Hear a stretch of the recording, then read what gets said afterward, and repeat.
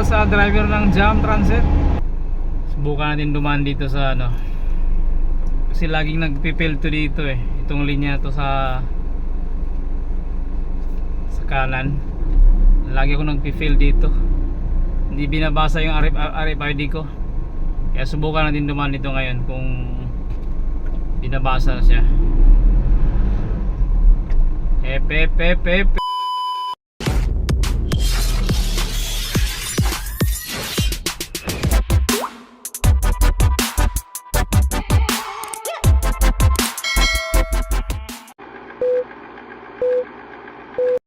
Alright, mapagpalang araw mga kasiyaw. Ayan, panibagong vlog. Samahan nyo ako sa biyahe guys. Ayan, dito ako sa Magallanes, pawitin ng Paranaque. Alright. Ayan, away na tayo mga kasiyaw. Kaya dito sa Magallanes. Ay pinunta lang dito sa Magallanes mga kasiyaw. Pawitin tayo ng Paranaque mga kasiyaw. Tara, let's go. Alright. Yan, galing tayo dito sa Magallanes mga kasiyaw. May dinaanan tayo. Alright. Galing ako sa Dairitz. Ayan. Okay na tayo ng pabalik tayo ng Paranaque mga kasiyaw. Ayan, makulimlim na hapon mga kasiyaw. Ayan, ingat ang lahat. So mag-skyway na lang siguro tayo. Matraffic tayo dito sa baba. Ano na, hapon na. Sigurado tayo mag-skyway na lang tayo mga kasiyaw. Yan, alright.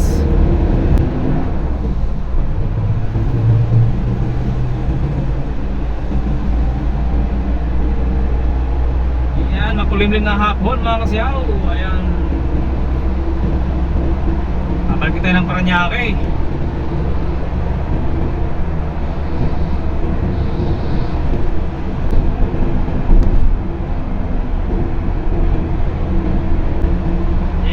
Highway.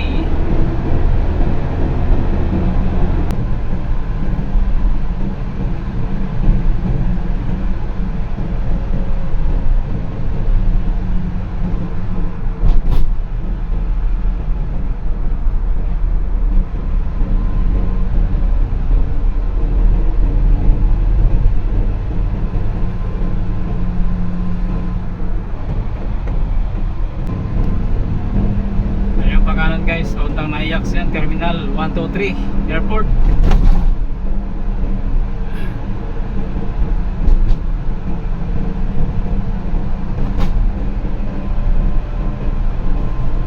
Yan yung flyover pauntang Nayax. You know, meron plano, laki. Cebu Pacific.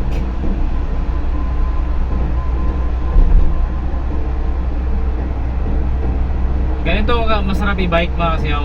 Makulimlim, di mainit. Uy, mukhang nagbabadya ang ambon na. Mga patak ah. Pero okay lang din naman kahit mainit. Basta sanay ka sa init mga kasiyaw. Mas makadagdag ng resistensya yung init ng araw mga kasiyaw. Pag nagpadya ka ng mainit, mura tubig para di ka man dehydrate sa pagpapadyak.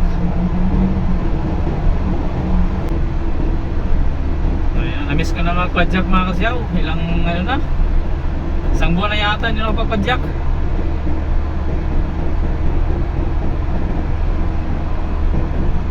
Gusto ko maulit yung padyak ulit ng Bicol, 450 kilometers. Yan. Sarap padyak na malayuan. Maulit na siguro ngayon kung medyo mahaba na walang pasok.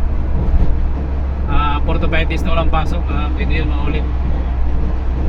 Kaya mag-leave ka ng 4 na araw, pwede yun kung payagan. Kaya na-miss ko na pumadyak eh. Sarap! Bumiyahe, walang ka-traffic oh. Ang lalayo ng agwat ang sasakyan, ibig sabihin madalang lang sasakyan.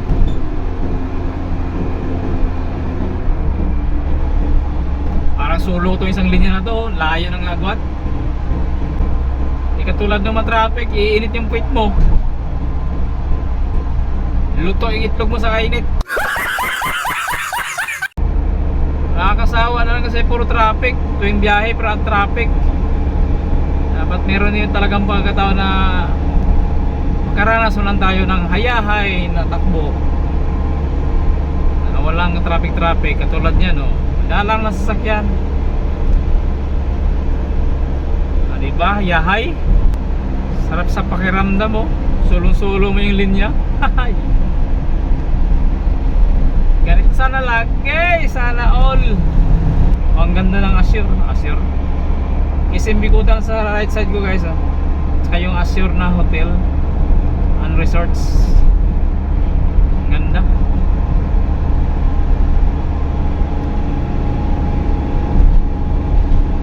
Shoutout sa driver ng Jam Transit. Ingat kayo sa mga biyahe nyo, malayong biyahe. Wow, ang ganda talaga. Harap pong biyahe. Solo mong linya, oh, lapad, oh. 4 na linya, oh.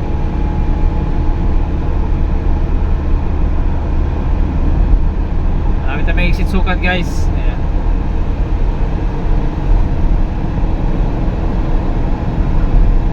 2 km na lang, sukat exit na. Yan, Pauwing Bicol yan, oh. Yan yung nakasabayan namin noon na nagbike kami pa Bicol. Motor yung karga. Nabutan kami dun sa may Lupi. Nagpahinga kami. Karga sana yung bike, kaso lang punong-puno ng motor eh. Wala rin. Tanghaling tapat, parang init. Load size, sini pumadyak. Charge of experience pa rin nga kasi ako. Nagustuhan mo pumadyak ng malayo eh. Tiisin mo, kakayanin mo. Wala naman imposible pag ginusto mo isang bagay. Gawin mo, kaya mo naman gawin. Iwala na sa sarili. Alright, mag-exit na tayo sukat mga kasiyaw. Yan, 500 meters na lang. Ay, yung Palabang, nag-umbisa na build up mga kasiyaw. Yan sa kaliwa ko, Palabang yan. Exit na tayo dito.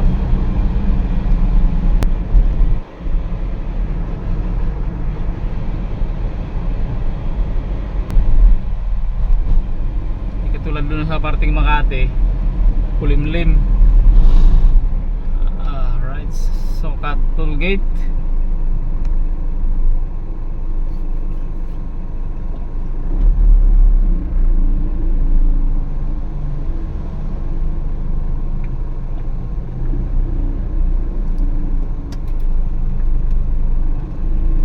RFID. Subukan natin dumaan dito sa ano, kasi laging nagpipilto dito eh, itong linya to sa kanan. Lagi ako nagpifill dito, hindi binabasa yung RFID ko, kaya subukan natin dumaan dito ngayon kung binabasa na siya. Mabuhay, mabuhay. Ay, ayaw. Thank you. Yan, nagbukas na siya. Ibig sabihin, binabasa na niya. Alright, salamat. Kasi tuwing daan ko dyan mga kasiyaw, tuwing way ko, dyan ako na right side pumapasok, ayaw basahin. Kaya doon ako pumipila sa gitna. Hindi niya binabasa. Buti naman ngayon nasubukan natin at least sa paano, wala natin pangamba. Kasi kung sa gitna kasi sa ano yun eh, halo kasi yun, may RFID tapos no RFID. Eh paano kung doon ka mapunta sa gitna na yun, tapos nakapila yung mga walang RFID, di matatagalan ka.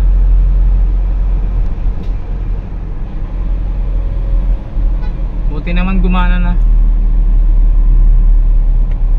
Thank you Lord. Hindi ka na hassle lang, hassle.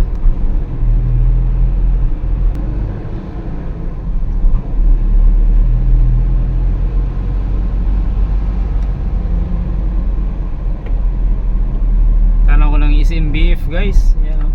SMBF. Tawid kaya.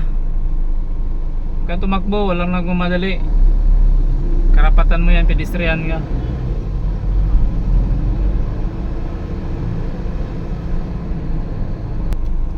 Ay, medyo nag-build up dito sa may SMBF. May ano, bababa kasi dyan. Natambay mga jeep. Tinatambayan. Unloading nakalagay pero tinatambayan, tinaterminalan. Diyan nagbababa, babasakay. Kaya nagpupus ng build up ng traffic. Napasaway talaga itong mga jeep eh. Kailan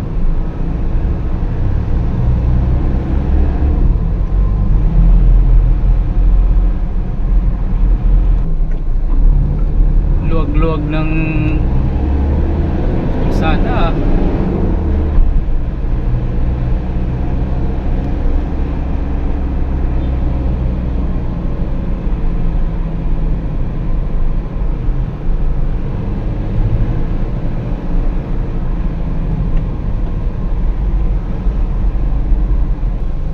Medyo matraffic kasi dito sa ano guys ha. Dyan lang to sa may stoplight ng Baliwan siguro. Let's go! Ayan, Baliwan. Sa Baliwan na tayo guys.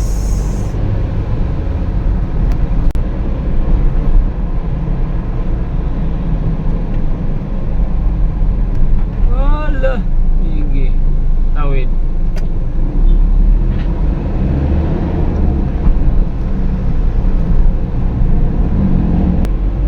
Malapit na sa Lopez.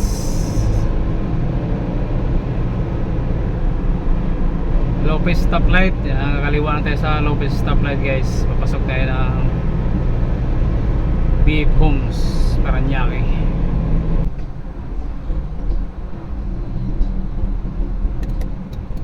Kaliwa.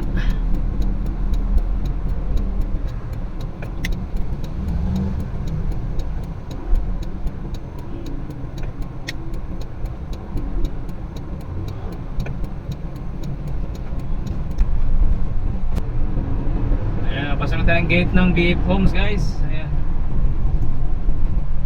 Yun sa kanan, Lopez Village yan guys. Ito yung pakaliwa, ito yung BF Homes subdivision. Ayan.